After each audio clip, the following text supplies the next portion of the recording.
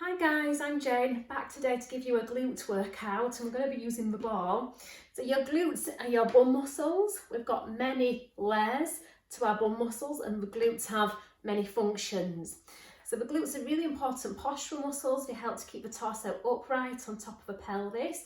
We use our glutes for hip rotation inwards, outwards. They help stabilise through the hips and the knees, and they play a huge important role in your walking gait. They extend the hips, so we get a lot of power from the glutes. So it's important that when we're working the glutes, we don't just do one action. We've got to make the glutes work in all the actions that they're capable of doing. So I always start my workouts with mobility. So we're going to do a little bit of body awareness, and then we're going to do some mobility work, and then we'll be doing our activation work. So we'll pop the ball to the side for now. So I'm going to pop it within arm's reach, and then just come down onto your mat. So spend a few moments just thinking of alignment, focusing on alignment. So we want to make sure that the heels are roughly in line with the sit bones, so the bony protrusions at the bottom of the pelvis. You've got the same gap between the knees as you have between your feet. Your eye gaze should be forwards at the ceiling in front of you, ribs sinking down into the mat. And we want to find neutral pelvis. So I want you to check that the three bones at the front of the pelvis, so your two pelvic bones and your pubic bone, are level with one another. So bring the heels of your hands on your pelvic bones, lengthen your fingertips to your pubic bone, draw your thumbs towards one another so you've created a triangle shape with your hands. I refer to this as the pelvic triangle. Now if the pelvis is in neutral, those three bones are level and your triangle is square to the ceiling. So the spine stacks itself from the pelvis. Once we've organised the pelvis, the rib cage, the head and the neck, the spine is as close to neutral as your body allows. So now we've found optimal alignment of the spine. Spend the next few moments of your workout just focusing on your thoracic breathing. So breathing deep and full into the back and into the sides of the rib cage, trying to feel a three-dimensional quality to your breath. So trying to feel the expansion of the back ribs and the side ribs on your inhalation, and then on your out breath it's as though the back and the sides of the rib cage narrow and come close together. Now on your next out breath, use it to connect to your deep core muscles, so lifting up on your pelvic floor, drawing your navel into your spine, and then maintaining the control of your deep core muscles on your in breath. Staying with your breath, on your next out breath, gently rock your pelvis backwards, tipping your triangle to your chest, using the in breath to release the pelvis back to neutral. So aiming to do this with as little effort as possible, so you don't feel to be pushing into your feet or gripping through the hips. So the less you use your legs, the more you feel the control of this movement is coming from the torso. So you're trying to feel the work. The lower abdominals have to do to gently round that lower back into the mat, and then just allowing your neutral pelvis to come from a release of your backwards tilt. So we're trying to keep those hip muscles relaxed for now, increasing blood flow to that lower back, stretching through that lower back. So we're going to do this a couple more times, and I want you to use your next backwards tilt to make your way up into a bridge. So lifting that pelvis off the mat and then peeling the spine away from the mat, one bone by one. So trying to lift up onto your shoulders. So sometimes it's nice to put your hands on the front of your thighs and just make sure you've got no space between the hips and the wrists. So if you've got any gaps, you're pushing up through those hips to clear those spaces, and then slowly rolling down, so bringing down the back of the chest, back of the ribs, back of the waist, pelvis comes down, and then releasing that pelvis. So just starting to bring some movement into the spine, so warming up through the back, using your abdominals to do that. We're also warming up through the hip extensors, which are your glutes and your hamstrings, and these muscles are going to play a really important role in today's workout. We're going to be using them a lot. So we're going to do one more here, really stretching the knees forwards as though you're trying to reach your thigh bones out of the hip sockets, keeping the ribs relaxed, and then keeping the chest and the collarbones nice and wide as you articulate down through the spine. So from here, I want you to just put your thumbs on your bottom ribs and your fingertips on your pelvic bones. So you have an awareness of the measure of space between the ribs and the hips. And just feel that you're subtly sliding the front ribs down towards the hips, but you're still keeping that pelvis in neutral. So we're not going into that backwards tilt. So the action of doing that engages the abdominals, and we call this the rib to hip connection. So without changing my measure of space, I want you to slide one leg out in front of you, only as far as you can maintain the stability of the pelvis and the spine, and then changing legs. So as that leg reaches out, the weight of that leg is going to try and arch your back away from the mat. So it creates an extension force through the spine, and your focus is to resist that. So we're trying to keep that rib to hip connection. So your hands on your body for feedback. You're checking that that measure of space between the ribs and the hips does not increase. So this wouldn't be ideal. We want to keep drawing them towards one another. So as my leg goes out, I'm thinking of subtly drawing my pubic bone a little bit upwards towards the belly button, and that's not enough to round the lower back into the mat, it's enough to counter the weight of that leg arching the lower back off the mat. Now if you can challenge this more, instead of reaching one leg, we'll reach two legs. So sliding the two legs out, and it's a little bit tricky on my mat because it's quite a grippy mat, so my legs stick. So sometimes it's nicer to do this with your feet on cushions. If you've got a wooden floor, it's a lot easier because you can allow your feet to slide, maybe on a plastic shopping bag.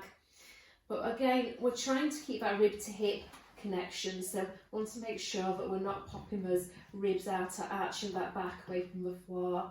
Really trying to lengthen through the front of the hips.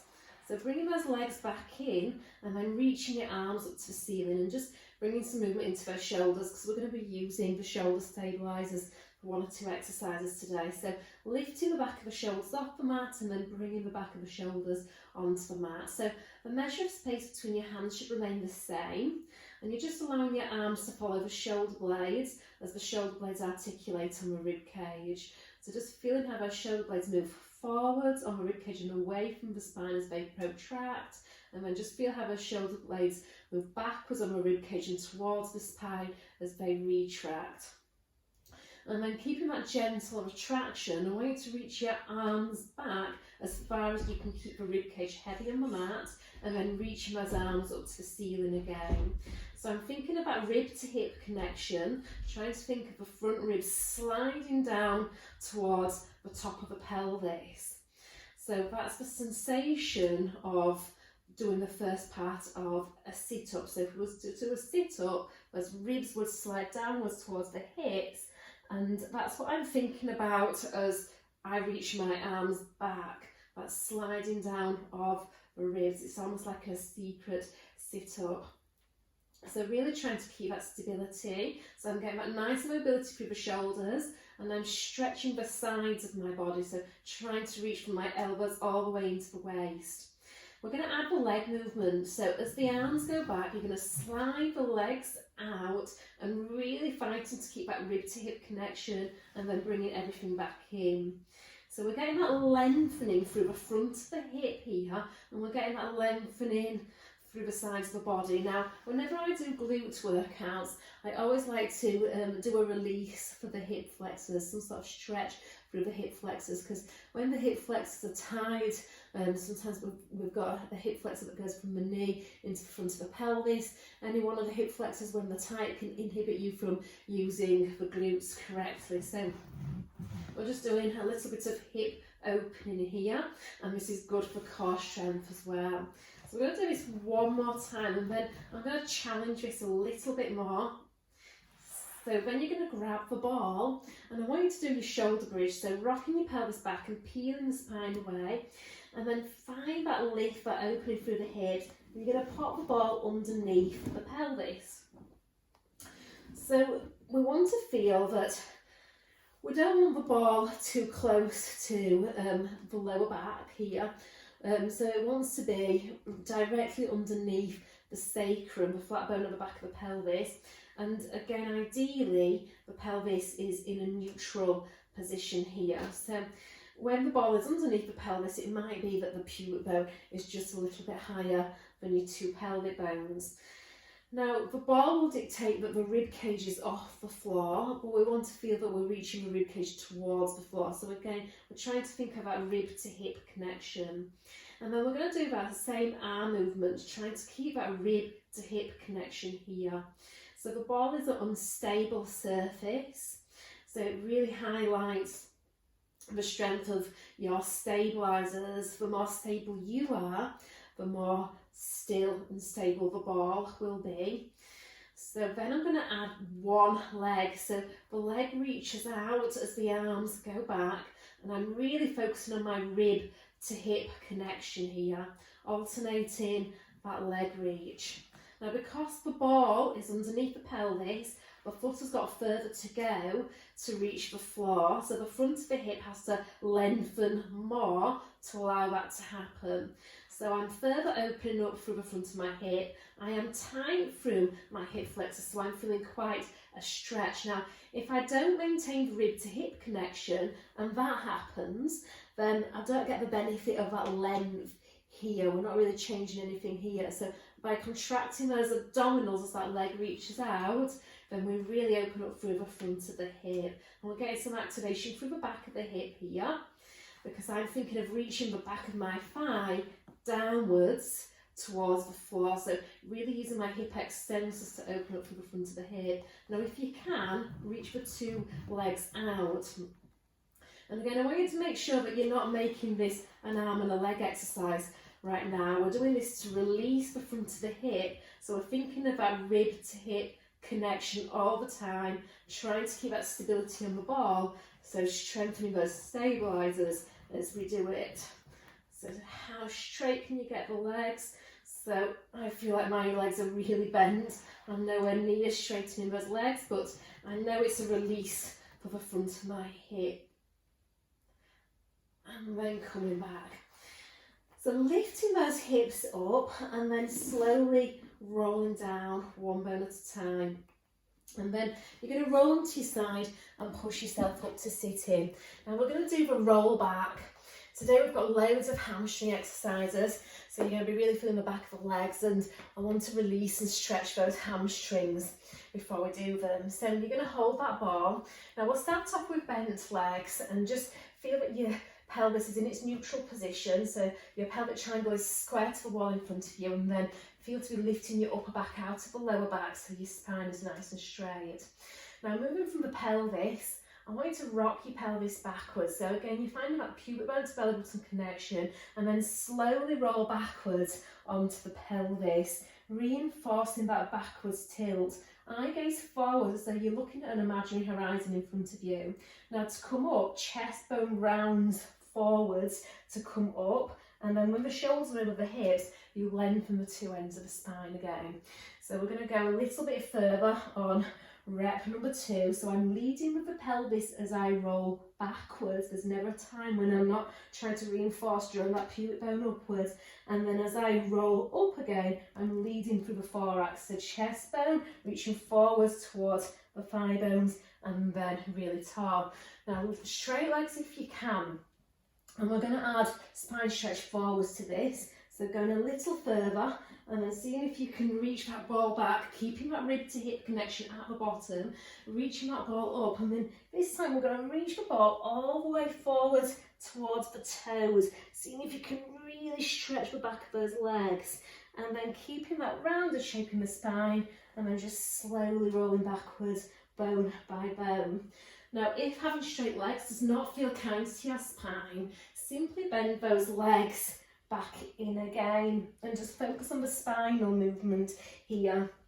So one principle of Pilates is centering. Everything comes from the core, so we're prioritizing what's going on in our torso, okay, but our intention is to really work those glutes here. I'm going to do one more. I'm going to hold my hamstring stretch on this next one, just trying to reach the ball beyond the feet.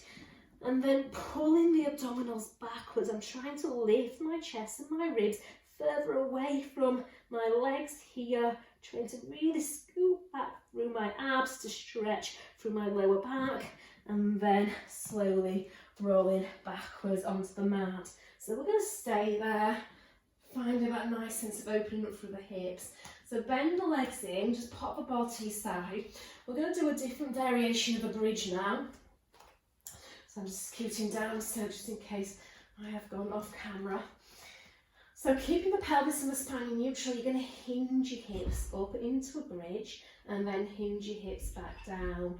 So press your feet downwards to get your lift upwards on that lowering phase. Just lead with your tailbone. So it's as though your tailbone is trying to find the mat first. Now that shouldn't be the reality. The tailbone and the rib cage should find the mat at the same time. So we don't want to be doing a big back bend on that lowering phase, but we want to feel that we're lengthening through the front of the hip to lift and then bending through the front of the hip to lower. So still initiating movement from the pelvis, but driving from your hip extensors here. So I'm feeling to be really lifting from that sit bone area, keeping that softness to the rib cage. Now you could stay with this, but I'm here for more challenge.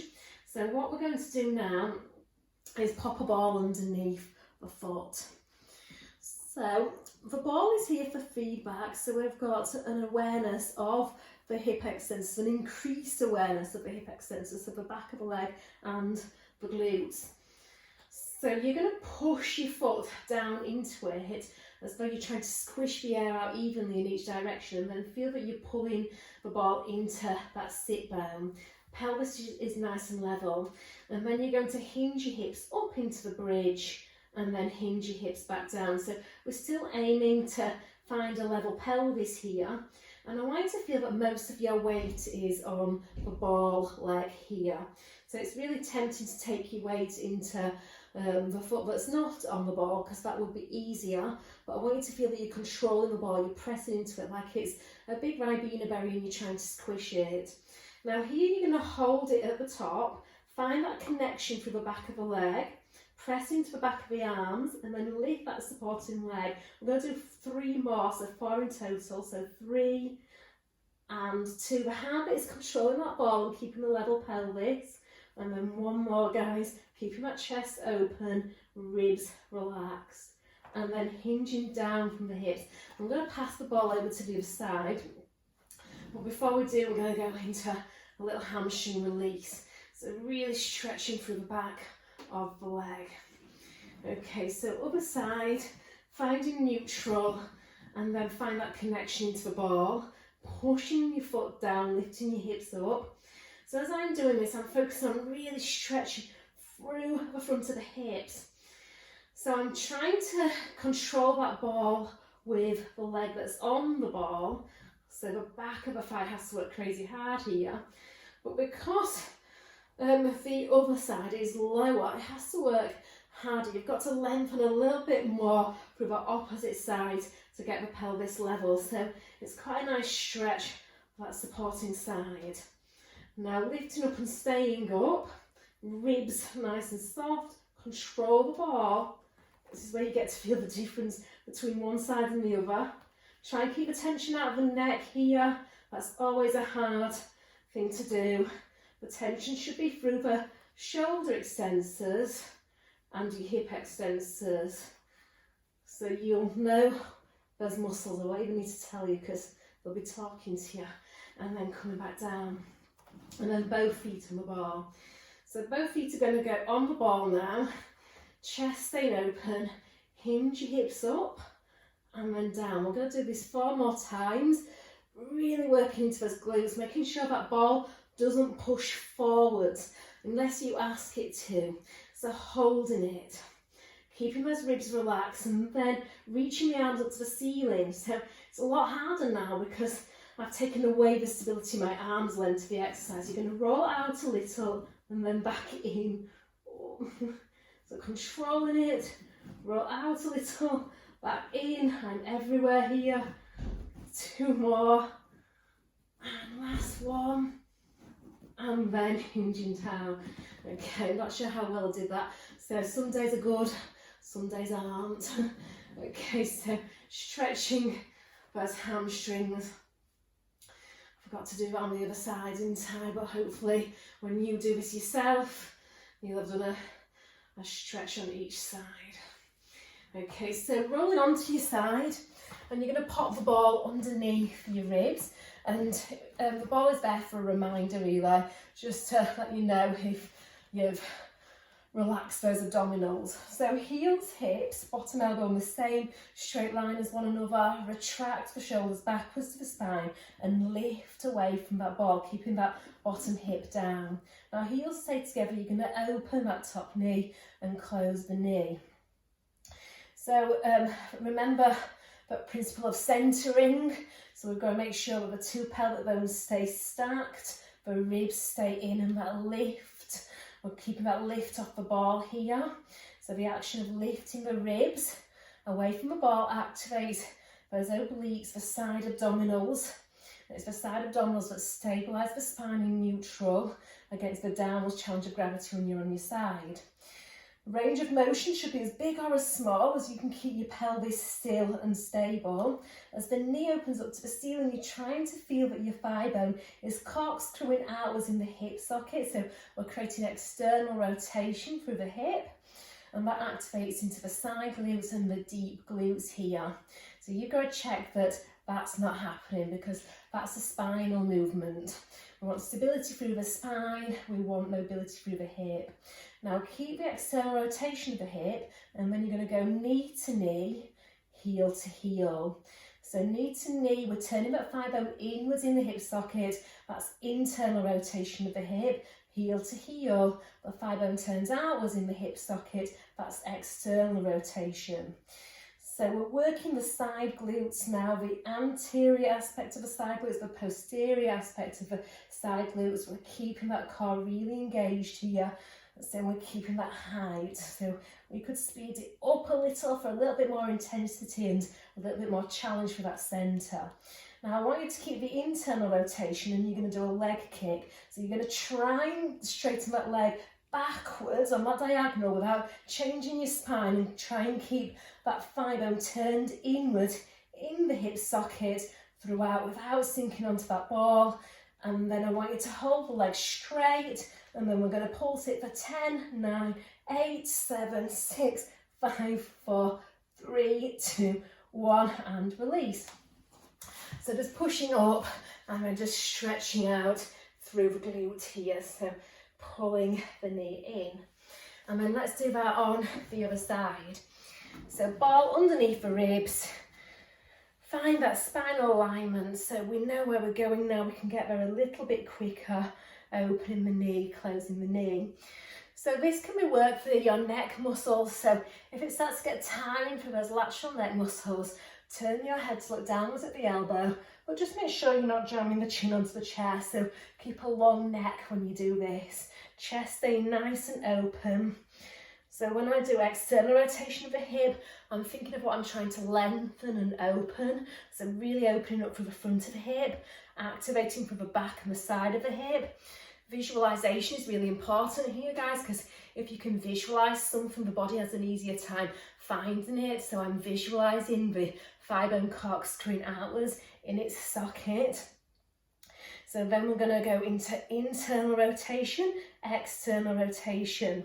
So you want to feel that your foot follows your thigh bone as the thigh bone turns inwards, the foot lifts upwards. As the thigh bone turns outwards, the foot lowers downwards. So we're not initiating from a foot or the knee, it's coming right deep within that hip socket, still keeping that lift off the ball, still keeping that abdominal work. So keep the internal rotation and diagonal kicks as though the air behind you is really thick and heavy and you're trying to push it back with your heel. So I'm keeping that foot flexed. I'm trying to keep that thigh bone turned in, and I'm trying to go for height without sinking down into that ball. So that is effort. So keep that core work. It's a lot easier in the glutes if you sink onto that ball, I promise. So keep that leg back, and we're going to do 10 pulses. So 10, 9, 8, 7, 6, 5, 4, 3, 2, 1. Oh, thank God. Thank goodness for that. Okay, so stretching those glutes. So free hand presses down at the base of your spine, and you're hugging your knee nice and tightly into your chest, looking up over your shoulder. So really stretching through those glutes. Okay, so one more exercise. We're going to pop the ball between the lower legs. It's easier to do this here than when you're on your belly and then flipping onto your belly. Okay, so really focus on pelvic placement, guys. So when you are down on the mat, the ball is going to dictate the width of your legs. So for some of you, it might be a real challenge if you're tight through the front of the hip to get that pelvis nice and level on the mat. So we want to do a small tilt here. So I'm drawing my pubic bone up to my belly button to tilt my pelvis back, and then reaching to the ceiling to tilt my pelvis forward. So I'm just trying to feel my weight transition between the two ends of the pelvis. So on that backwards tilt, my weight drops onto my pubic bone. On that forwards tilt, my weight drops onto the two pelvic bones. So I'm trying to find that shift of weight here, and then a way to find that midpoint. So that place where the pelvis is level and all those three bones are equally weighted. Feel where you're pushing the ball backwards. So really energise those legs, and then stack your hands underneath your forehead, shoulders really relaxed. And then from here, push back to the point where your legs feel like they're about to hover, and then you're going to pull the ball towards your bottom, and then you're going to send that ball as far back as you can. So as I do this, my thighs are still on the floor here. The challenging bit is to make sure that as you pull that ball towards your bottom, you don't let go of your pelvis, you don't let your pubic bone or your tailbone lift up to the ceiling. So we don't want to be sinking into that lower back. So you've got to hold on to the abdominals, keeping the front of the hip in an opened position here. Now we're going to keep those legs bent so the soles of the feet are facing the ceiling. And now I want you to see if you can lift those thighs up and then lower them down. The goal hasn't changed. The goal is to keep that pelvis stable. So when the knees lift, you're not sinking into your lower back. So the higher you lift your knees, the more control it takes in your abdominals to stabilise through that lower back. So reinforcing that pubic bone to belly button. Now, can you keep those thighs lifted and then straighten the knees without dropping and then do your hamstring curl?